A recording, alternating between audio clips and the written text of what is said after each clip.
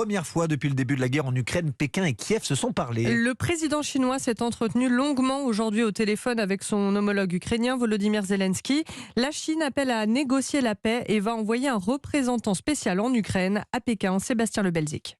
Ce premier dialogue, qui aura duré presque une heure entre le président ukrainien et son homologue chinois, a fait longuement l'ouverture des journaux télévisés ce soir à Pékin, signe que Xi Jinping semble prêt enfin à s'engager directement pour négocier la paix en Ukraine. Écoutez le compte-rendu de cette conversation par Yu Jun, l'un des responsables du ministère chinois des Affaires étrangères. Sur la question de la crise ukrainienne, la Chine s'est toujours rangée du côté de la paix et c'est notre position fondamentale.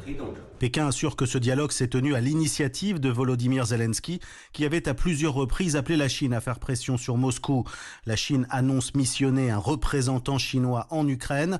Il s'agit de l'envoyé spécial pour les affaires eurasiennes, Li Rui, un ancien ambassadeur en Russie entre 2009 et 2019. Tandis que l'Ukraine a annoncé la nomination d'un ex-ministre au poste d'ambassadeur en Chine.